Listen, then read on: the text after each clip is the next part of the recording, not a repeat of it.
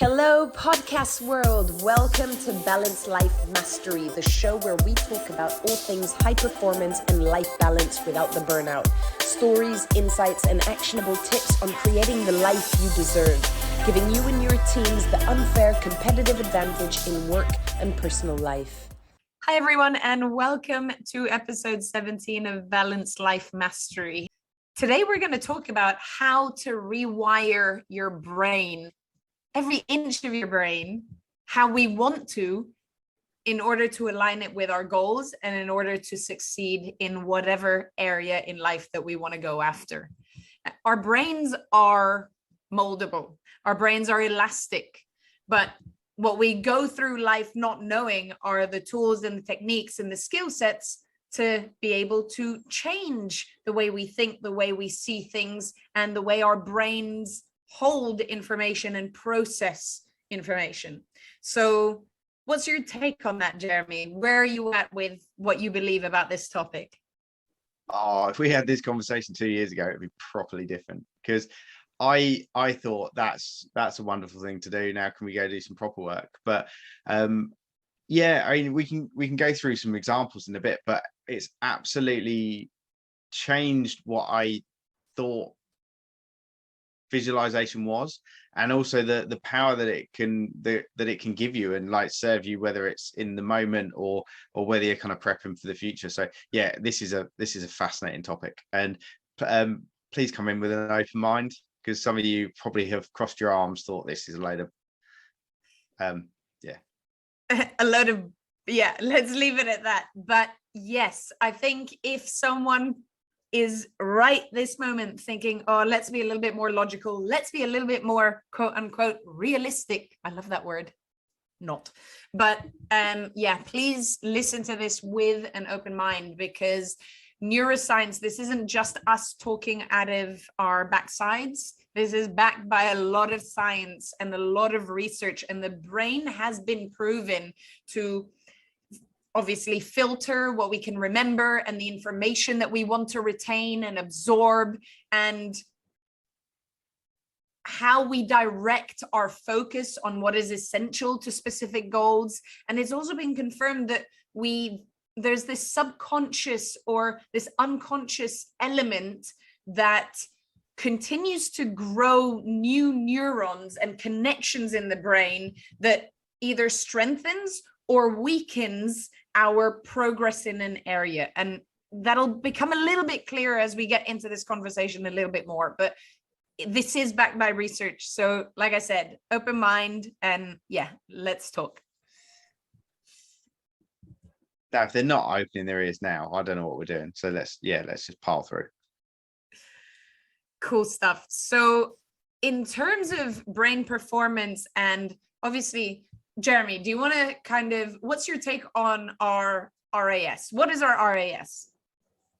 Oh yeah, sorry, I always forget the acronym. So it's the reticular activating system. It's basically our mind. Basically, we can only take in a certain amount of information. We can only process a certain amount of stuff, because the amount of millions of things going on. So we'll have like this confirmation where we want to see certain things, and then we will see those things. So whether that's I'm about to buy a brand new yellow car, suddenly you start to see loads of yellow cars on the road, and you start to question your choices. So it's that seeing what you want to see, almost.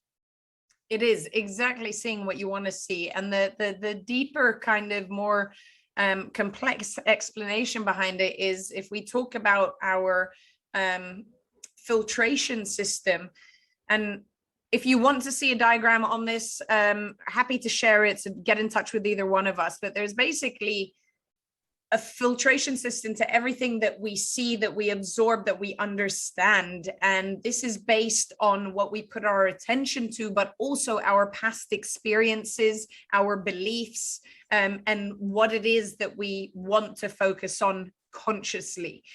And that then we either create this generalized idea, or we choose to subconsciously ignore it, or it goes through our process and our brain starts to process things. And that's what leads to the thoughts that we have, the behaviors that we carry out, and our reactions to certain things.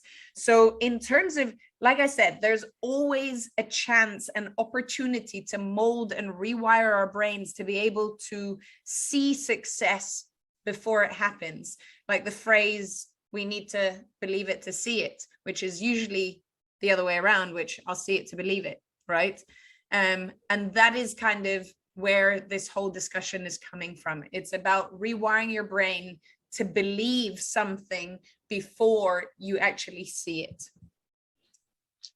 It's funny because lots of people believe this on the negative, but then they don't think it works on the positive. So there's like the it's probably not an official term, like the Eeyore phenomenon, where Eeyore from Winnie the Pooh is like, oh, it'll probably rain today, or no one's going to come to my birthday party, and because he has such a negative attitude and he's convinced everything's going to go wrong, stuff will happen. So like things will go wrong and stuff will be bad because he's like, I'm not going to enjoy this party because I don't know anyone. So he walks into the party and he doesn't know anyone. So he doesn't talk to anyone. And then he leaves saying, oh, I've had a rubbish party.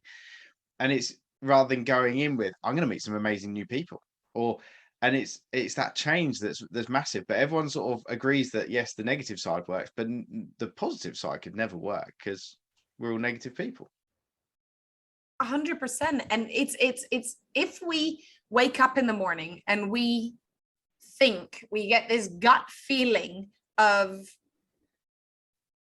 today's going to be a bad day, right? Oh, the weather is gloomy, right? Something happens, right? There's this rewiring, there's this wiring of neurons that happens in our brains, in our reticular activating system, that makes us only notice the bad things that happen on this dark and gloomy day. And guess what happens at the end of the day? We feel defeated, we feel lost, we feel unsuccessful, we notice all the crap things about our bodies, the way we look, whatever it might be. We hate our partners, blah, blah, blah, and the spiral continues. Whereas if we consciously work at creating the positive neurons in our brains, and what is the phrase? Neurons that fire together, wire together, right? When we consciously create that network of neurons that fire in a certain way, it becomes the norm. It becomes the way we think on a daily basis. Oh, it's spot on. And it's really interesting. They did I can't remember what book I read it in, but they did a study with a college basketball team where one of the college basketball team were sent to practice free throws every day for, I don't know how many, it was like weeks on end. And the other group, they practiced like once a week. And then the rest of the time they had to visualize free throw practice. So they would sit there, they would visualize doing it. And actually, and then there was a control group that literally just practiced like the once a week. So it was basically the everything the visualizers were doing, but without the visualization. So the amount of times they were practicing. And there was only a very small difference between the ones that practiced daily and the ones that practiced once a week and visualized. Because like you said about the neurons, it's that your mind is processing it. And if you visualize it really well, your body's going through that movement. You're thinking about like the touch, the force, the sounds, and it's incredible. But it works. It does. 100%. I mean, the biggest athletes in the world, Conor McGregor, is huge. And Conor McGregor is one of the most non-woo-woo people in the world. If you look at him, like, this guy is no BS in every way. But he's done a lot of work on his visualization exercises. A lot of the top athletes, there's a female UFC fighter called Rose Namajunas, and she walks out shouting, I am the best, I am the best, I am the best. And that's all she chants as she walks to the ring.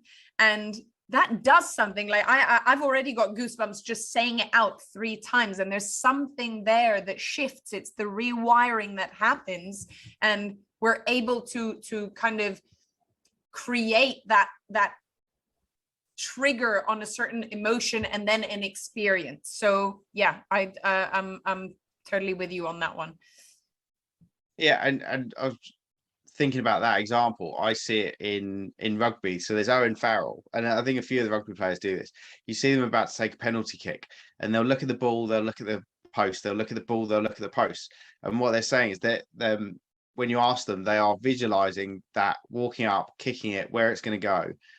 And golfers do it as well, like same sort of thing. It's visualizing that shot before you do it, visualizing that lift before you do it in the gym or whatever it is, has an amazing impact. Because also, if you've ever walked up to a barbell and said, oh, this is too heavy, I'm never going to lift it, guess what, you don't. And it's those little, it's the self-talks, but it's almost like a future paced self-talk. It's like you visualize that you've hit that new 1 rep maximum, or the you've done something faster than you've ever done it before. Because if you've done it in your mind, it takes away the inability to do it. It's like the 1 minute, the 4 minute mile. It was no one could even contemplate doing it in their mind, and as soon as someone did it, other people could do it, because they suddenly realized that barrier is gone. And it's the same thing when you do it to yourself. Exactly. And there's a reason for that. Again, neuroscience at its best is that our subconscious or our unconscious can't tell the difference between a memorized emotion and a real event, the real event that took place. So when we think about an event, right, and then this triggers an emotion, we mentally and physically experience it as if it were happening again. So in that moment, we are able to rewire something to change how we feel or the emotion that is associated with that event. Yeah. And if, for example, and I don't know if you can think of an example for you, Jeremy, like if there's an event in your life that triggers an emotion, right? Realistically, the first time you probably would have recalled that event, it wouldn't have impacted you as bad as it does today, because across time we have created more and more negative associations to that event to make it even worse than it actually was. And that's something there where NLP plays a massive role again, but it's knowing that how powerful something like NLP is to be able to go back and actually change the impact of an event on how you feel about it today. Yeah, I can't really think of examples, but to kind of flip it, it's the exact same thing with the fear of the future. Yeah, that fear of something that's going to go wrong. You absolutely expand on all the possible reasons that it could go wrong. You never consider what could go right. You think about how embarrassed you're going to be if you don't, like, if you, like, whatever it is, embarrass yourself, fall over, don't win the race or whatever. And you don't consider the what if I win, or what are the positives. So yeah, you build up this massive negative picture, and it's the same thing. Most of it's in your mind, and most of it's never going to happen. Exactly. And when we replace a thought or an idea or a behavior with another one, and we stick with it, and we're consistent, and we persist with it, and we keep our attention on it, eventually the new thought or the idea or the behavior drowns out the old one. And that is essentially what happens. And when we do that enough times, it becomes automatic. It becomes that automated firing of the newly wired neurons, and it becomes a habit, something easy, something that we do automatically, and it feels natural as well. And guess what? That becomes a skill. And that is essentially what neuroplasticity is, or the idea of neuroplasticity. Yeah. So what are some of the things we can do, or get our skeptics to give it a try? And I know what I do to do it. Go. Well, I was going to say, you probably got a better response than me. I mean, mine's really simple. Mine is just kind of two phases. So I do two. I do one for work and one for the gym. And I will sit on the sofa, or find a comfy spot, sit on the sofa, take a few deep breaths, and just get myself relaxed. It's probably harder to talk you through the process than is worthwhile, but it's kind of really focusing on different parts of my body, and the contact between my body and the chair, or body in the bed. So what you're trying to do is really get yourself relaxed. And then I will imagine my future with work. So whether that's speaking on stage, doing podcasts, I usually say what I'm thinking as well. So whether it's the size of the company, whether it's we've got a team of coaches and people in ops and people in admin, the events that we're talking at, the kind of clients we've got, and really painting a picture in my head, make it real bright, thinking about myself on stage. But this is really important for people when they're doing it. You have to be in the first person. So don't imagine sitting in the audience and seeing you talk on stage. I imagine myself actually walking around on stage, pointing at the slides, like all these things, and I'm basically making a memory that hasn't happened yet. That when I then go on stage and talk, I'm super confident because I've done it loads of times. I do it every morning at 6 o'clock. Like that's the sort of thing. And then similarly with the exercise, I don't practice weightlifting enough, like the movements, because they're complex. But I will sit there and I'll visualize. So I'll watch a video, like an educational video on how to do, say, a squat clean. And then I will imagine myself walking up to the bar and all the triggers that they've talked about. So, making sure my shins are touching the bar, making sure my shoulders are over the top. This is where Dina goes, no, don't do that. That's not how it's done. And then the pulling motion and what it's going to feel like at the end of it. And then I think about the weight that I want to be able to hit and really engrossing myself in it. Or maybe it's like pushing yourself, and maybe we'll touch on what we're looking to do with people in the future, but pushing yourself past a physical limit.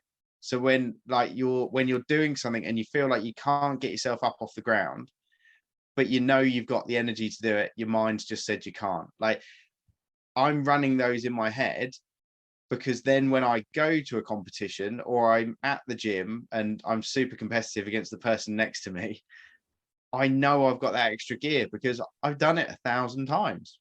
Not all of them have been real, but actually your mind doesn't care, because your mind is just clicking into a memory that you've created.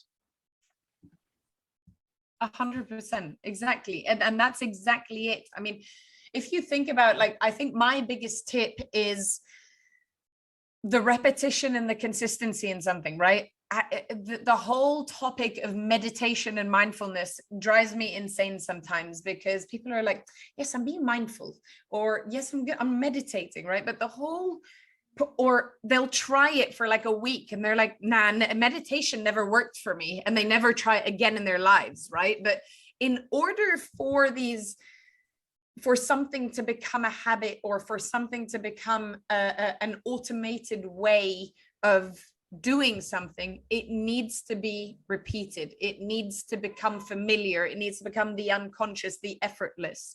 So I think the biggest thing for me is quality of thought, and consciously directing the quality of thoughts that we have. So when someone thinks, I can't do this, immediately stop and rewire that and visualize yourself being able to do it, whether it's speaking on a stage, whether it's cooking, whether it's presenting at a friend's wedding, whatever that might be. Give yourself that opportunity to rewire and to think of yourself and to put yourself and really visualize yourself in that position, delivering that speech, or baking that cake, or lifting that 100 kilos, whatever that might be.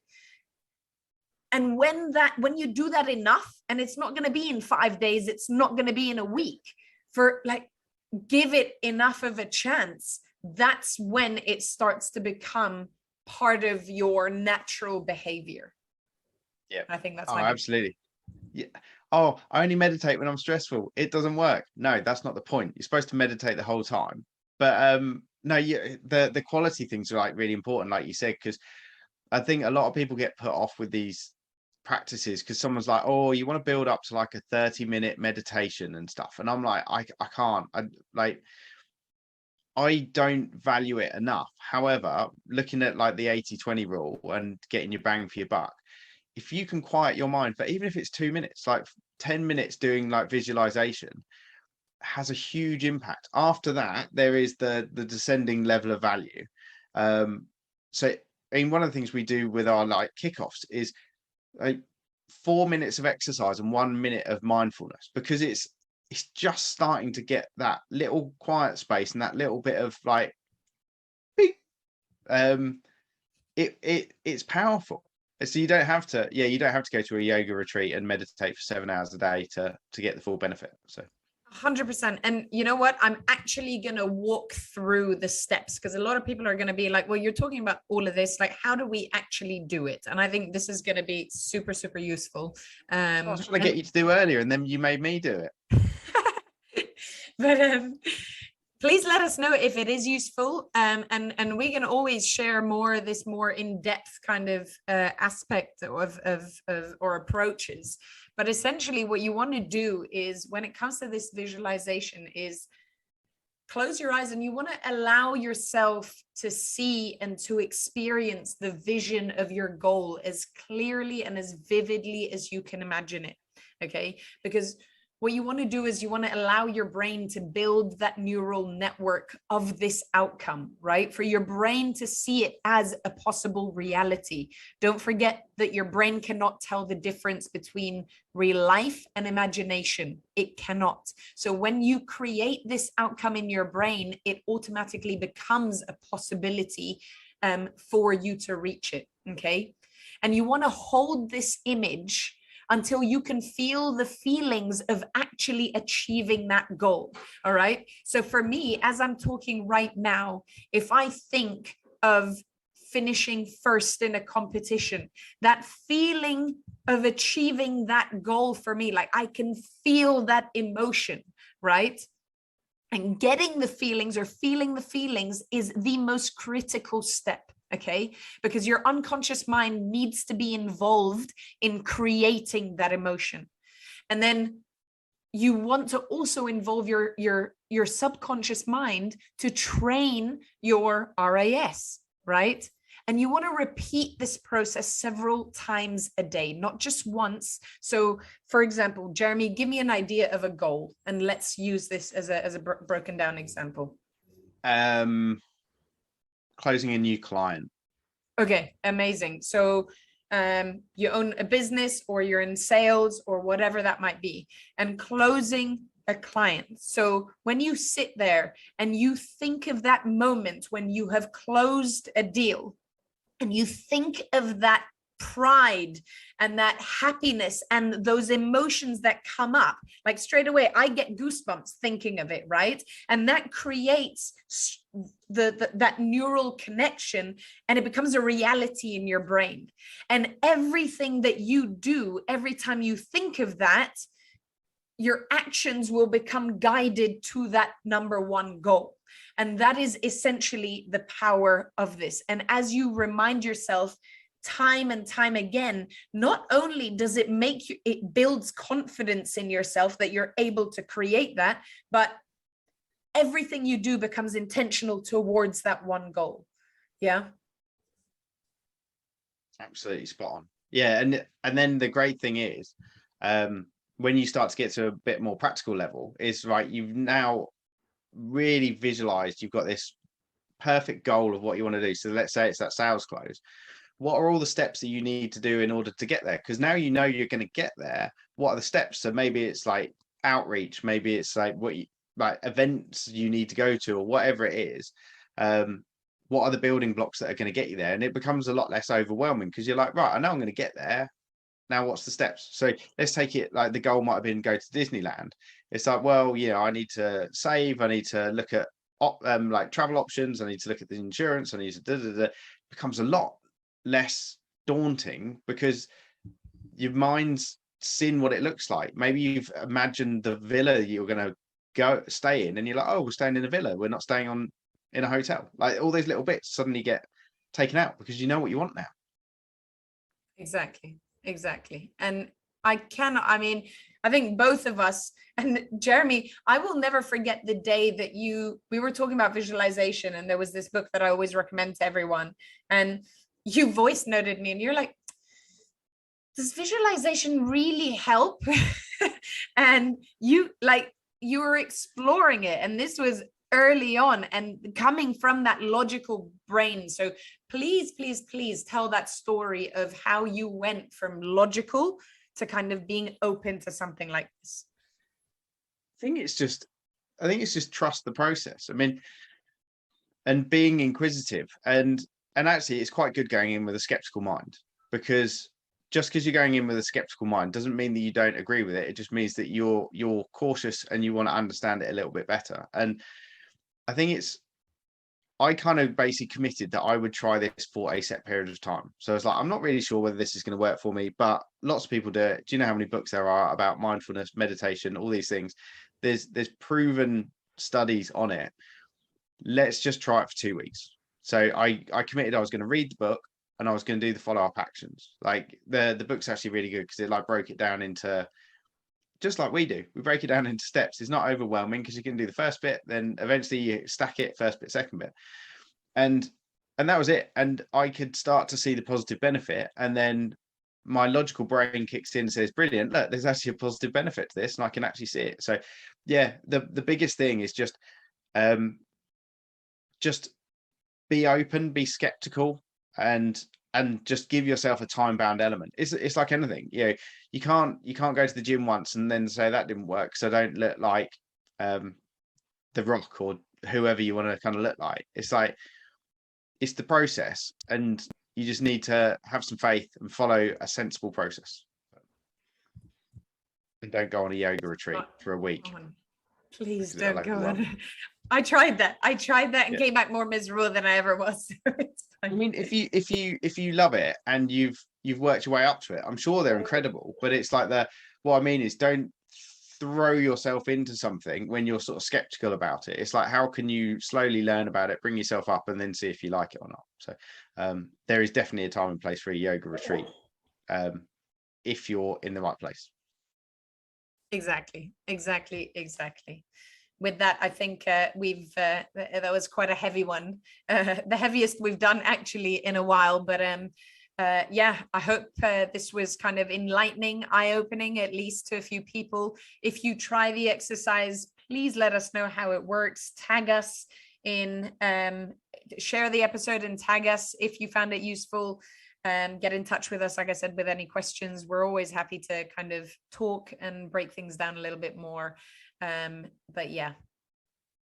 Sorry, the sarcastic person in me wants to say it's not eye-opening, it was actually eye-closing, because we're encouraging everyone to go away and shut your eyes for a bit. But British humor. Okay. I'm an idiot, and the problem is this episode was long and I can only keep in that for so long. So there it goes. And on that, have a great day. See you later. Thank you very much for listening. If you like the episode, please subscribe, share it with a friend or a colleague, and leave us a review on whichever podcast platform you're using. We read them all, and it really helps us get the insights and the guidance on where to take the program forward. And also connect with us on social media. Share your journey with us for your high-performing and balanced life. And lastly, remember to take the BalanceQ scorecard. The link will be in the show notes. And BalanceQ, or BQ, is your balance quotient. It's your ability to live this high-performing and balanced life, both in your personal and professional career. And when you take the scorecard, you get actionable insights, you get the steps that you can take to really take yourself on this journey. So with that, we thank you very much for listening, and look forward to you listening on a future episode, and have an amazing day.